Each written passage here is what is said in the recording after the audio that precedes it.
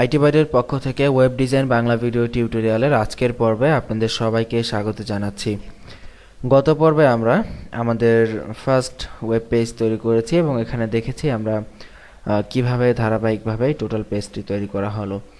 তো কথা ছিল আজকের পর্বে আমরা এই স্ট্যাটিক যে ইমেজটা এখানে আছে এই ইমেজে একটি স্লাইডার ইমপ্লিমেন্ট করার। তো এখানে আমরা নিভো স্লাইডারটা ইমপ্লিমেন্ট করব। তো এটি হচ্ছে সবচাইতে কমন স্লাইডার এবং এটি যদি আপনারা ইমপ্লিমেন্ট করতে পারেন তাহলে আশা করা যায় যে অলমোস্ট এভরি স্লাইডার আপনারা এখানে ইমপ্লিমেন্ট করতে পারবেন। তো নিভো স্লাইডার কিভাবে ইউজ করতে হয়, কিভাবে একটি পেজে বা কিভাবে কল করাতে হয় এগুলো কিন্তু আমরা আগেই দেখেছি।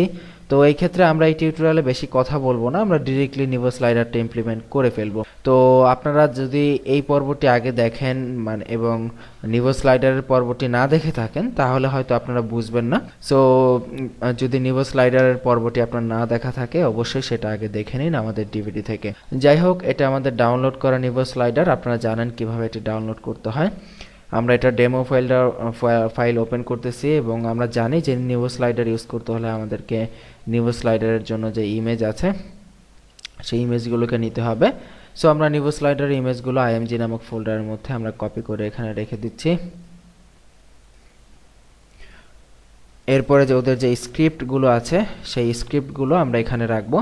তো আমরা চাইলে ইন্ডেক্স ফাইলের সাথে সরাসরি রাখতে পারি, অথবা যেহেতু আমরা এখন একটি ওয়েবসাইট তৈরি করতে যাচ্ছি তো এই জন্য স্ক্রিপ্টগুলোর জন্য আমরা আলাদা জেএস নামে একটি ফোল্ডার নিয়ে নিলাম এবং সেখানে আমাদের স্ক্রিপ্টগুলো আমরা এখানে যে স্ক্রিপ্ট আমাদের প্রয়োজন হয় সেই স্ক্রিপ্টগুলো আমরা এখানে নিয়ে নিচ্ছি। আমরা জানি অ্যাকচুয়ালি যে কোন কোন স্ক্রিপ্ট লাগে, কারণ আমরা অলরেডি একবার নিভো স্লাইডার ইউজ করেছি। সো এগুলো আমাদের জানা হয়ে গেছে কি কি জেনারেলি প্রয়োজন হয়। আমাদের থিমগুলো লাগবে এবং অ্যাট লাস্ট আমাদের যেটা লাগবে একটি সিএসএস আছে নিভো স্লাইডারে, নিভো স্লাইডার ডট সিএসএস এই ফাইলটা লাগবে। তো এই সিএসএসটা আমরা চাইলে ইন্ডেক্সের সাথেই রাখতে পারি, অথবা আমাদের মেইন স্টাইল শিট ছাড়া বাকি যে কয়টা স্টাইল শিট হবে আমরা সেগুলোর জন্য সিএসএস নামে একটি ফোল্ডার করে সেগুলোর মধ্যে সিএসএসগুলোকে রাখতে পারি।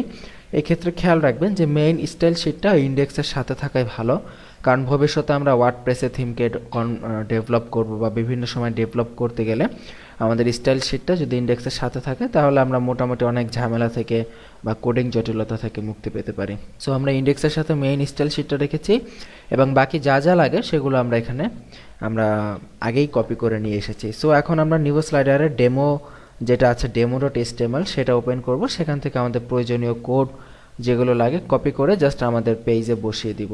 সো ওদের এখানে দেখতেছি ওদের সিএসএসগুলো কল করা আছে, সিএসএসের কোডগুলো আমরা নিয়ে আমাদের যে স্টাইল শিট মেইন স্টাইল শিটের আগে আমরা কপি করে দিব। আগে কপি করব এই জন্য যাতে করে পরবর্তীতে যদি প্রয়োজন হয় স্টাইল চেঞ্জ করার আমরা যাতে আমাদের স্টাইল ডট সিএসএস এ সেই স্টাইলটা চেঞ্জ করতে পারি এবং এতে করে যাতে আমাদের চেঞ্জ করা স্টাইলটা আগের যেগুলো আছে এগুলোর উপর যাতে ওভাররাইট হয়। তো এখন আমাদের এই যে সিএসএসগুলো এখানে কল করা আছে এগুলোকে আমাদেরকে আমাদের লোকেশন অনুযায়ী ঠিক করে দিতে হবে। তো আগে ওদের যেভাবে লোকেশন ছিল সেভাবে কিন্তু দিলে হবে না। সো আমরা দেখি যে এই থিম নামক ফোল্ডারটি আমাদের ইন্ডেক্সের সাথে আছে, ইমেজগুলো আইএমজি নামক ফোল্ডারের ভেতর আছে, স্ক্রিপ্টগুলো জেএস নামক ফোল্ডারের ভেতর আছে। সো এইভাবে আমাদেরকে এখানে কল করাতে হবে। দেখুন আমাদের থিম যেহেতু ইন্ডেক্সের সাথেই আছে, সো আমরা থিম ফোল্ডার আগে যে ডট ডট স্ল্যাশ ছিল সেটা কেটে আমাদের লোকেশনগুলো এক্সাক্ট ঠিক করে দিচ্ছি এবং নিভো স্লাইডার ডট সিএসএস এটা কিন্তু এখন সিএসএস নামে একটি ফোল্ডার আছে, কোন সিএসএস নামক ফোল্ডারের ভেতরে ইন্ডেক্সের সাথে। সো আমরা সিএসএস স্ল্যাশ দিয়ে নিভো স্লাইডার ডট সিএসএস কে কল করে দিচ্ছি। এখন নিভো স্লাইডার ডট সিএসএস ফাইলগুলোকে কল করা হয়ে গেছে। এখন আমরা আবার ডেমোতে চলে যাচ্ছি এবং ওদের যে স্ক্রিপ্টগুলো আছে সেই স্ক্রিপ্টগুলোকে কল করে দিচ্ছি।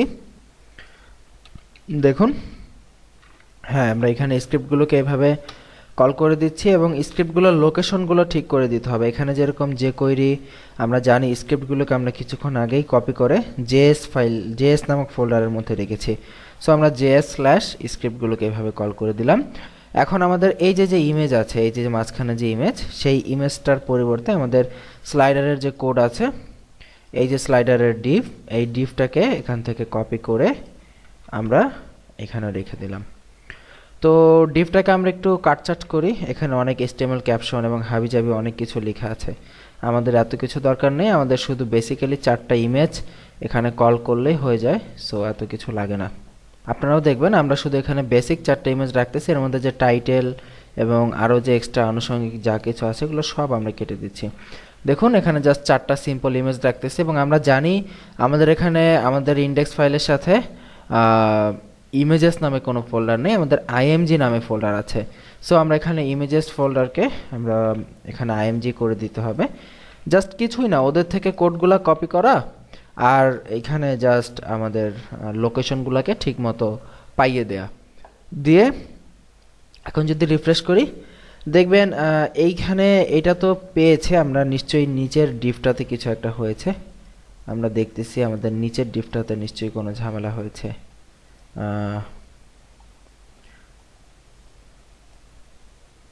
হ্যাঁ এবার ঠিক আছে, আসলে ডিভ একটা এক্সট্রা লিখে ফেলেছিলাম। রিফ্রেশ করি, হ্যাঁ দেখুন আমাদের ডিভগুলো ঠিক আছে। সো আমাদের স্লাইডার এসেছে বাট স্লাইডারটা ঠিকঠাক মতো কাজ করেনি। তো স্লাইডারটা দেখুন স্লাইড হচ্ছে বাট ইমেজগুলো আসতেছে না। তো স্লাইড হচ্ছে দেখে আমরা বুঝতে পারতেছি যে jQuery জাভাস্ক্রিপ্ট ঠিক মতো পেয়েছে। এখন এখানে এমন একটা সমস্যা হয়েছে যেটা খুবই সিম্পল একটা প্রবলেম। তো আমরা একটু দেখি অ্যাকচুয়ালি কী প্রবলেম হয়েছে। ওদের স্ক্রিপ্টটার যে দিকে যদি তাকাই দেখব ওদের আইডি স্লাইডার ক্লাস নিভো স্লাইডার। তো এইখানে আমরা দেখি, এটা একটু লম্বা করি আপনার বুঝতে সুবিধা হবে। এই যে নিভো স্লাইডার আছে, এখানে 4টা ইমেজ এখানে কল করা আছে, ইমেজ 4টা পেয়েছে। এইখানে আইডি স্লাইডার, ও আচ্ছা এখানে একটা জিনিস দেখুন, আমরা যে কিন্তু স্লাইডারের যে ডিভটা এটা ভেতরে নেই, এখানে স্লাইডারের যে ডিভ সেইটার আইডি কিন্তু হবে স্লাইডার, কিন্তু আমরা কিন্তু মেইন আইডিটা আমাদের বাইরের যে র্যাপার ডিভটা সেটাও কিন্তু আমরা স্লাইডারে নিয়েছিলাম। সো এই দুইটা আইডি সেম থাকার কারণে কিন্তু স্লাইডারটা কাজ করতেছে না। সো আমরা বাইরের আইডিটাকে স্লাইডার র্যাপার করে দিই, স্লাইডার র্যাপার করে দিলাম এবং সিএসএসে ওইটার কিছু স্লাইডারের জন্য যেটা দেয়া ছিল সেটা তো এখন আর প্রয়োজন নেই, কারণ স্লাইডারের কোনো ইমেজ তো এখন নেই আমাদের, এখন তো এটা স্লাইডার থেকে আসতেছে। সো এভাবে কেটে দিলাম। সো এখন আমরা বাইরের আইডিটা স্লাইডার র্যাপার, এবার আশা করি কাজ করবে। রিফ্রেশ করি, হ্যাঁ দেখতেছি আমাদের স্লাইডারটা কিন্তু কাজ করতেছে এবং দেখুন স্লাইড কিন্তু হচ্ছে। তো এখন এটার থিম চেঞ্জ করি আমরা। এখানে 4টা থিম আছে আমরা জানি, এখানে থিম ডিফল্ট দেখাচ্ছে, আমরা থিম ডার্ক করে দিয়ে দেখি কি হয়। সেভ করি, রিফ্রেশ করি, হ্যাঁ ডার্ক করলে থিমটা মোটামুটি এই থিমের সাথে হয়ে যাচ্ছে এবং আমরা দেখতে পাচ্ছি যে ক্লিয়ার আছে। এবং আপনারা কিন্তু জানেন এটা কিন্তু 960 পিক্সেল ওইডের সাথে কিন্তু মিলে গেছে স্লাইডারটা। আমরা কিন্তু জানি নিভো স্লাইডারের লেটেস্ট যে ভার্সন আমরা যেটা ডিভিডির সাথে দিয়েছি এবং যেটা আপনারা ডাউনলোড করবেন সেটা কিন্তু রেসপন্সিভ, এটা কিন্তু আমাদের ওয়েবসাইটের সাথে অটোমেটিক কিন্তু উইডটা মিলে গেছে, আমাদের কিন্তু উইড নিয়ে কোনো ঝামেলা করতে হয়নি। সো এই হলো স্লাইডারের ব্যবহার, খুবই ইজি, অত্যন্ত দ্রুতগতিতে দেখানোর চেষ্টা করেছি। আশা করি সবাই বুঝতে পেরেছেন। তো অবশ্যই বাসায় একবার প্র্যাকটিস করে ফেলবেন। এবং এখানে আরেকটা লিটল চেঞ্জ, এখানে একটা জিনিস দেখুন যে মেনুতে যদি আমরা হোভার করি, মেনুতে হোভার করলে মেনু হোভারের যে অপশনগুলো, এই যে মেনু আইটেমগুলো ড্রপ ডাউন মেনু নিচে আসার কথা, সো এটা নিচে আসতেছে না, এটা কিন্তু স্লাইডারের নিচে চলে যাচ্ছে। তো যখনই আমরা স্লাইডার বা jQuery জাতীয় কিছু ইউজ করব তো এই ক্ষেত্রে আমাদের জেড ইন্ডেক্স ব্যবহার করতে হবে এগুলা মেনটেন করার জন্য। সো জেড ইন্ডেক্স কি এবং কেন আমরা ব্যবহার করব সেটা আমরা আগামী পর্বে শিখব এবং এই প্রবলেমটা আমরা জেড ইন্ডেক্সের মাধ্যমে সলভ করার চেষ্টা করব। তো আগামী পর্বের আমন্ত্রণ রইল। ভালো থাকবেন সবাই, সুস্থ থাকবেন, আল্লাহ হাফিজ।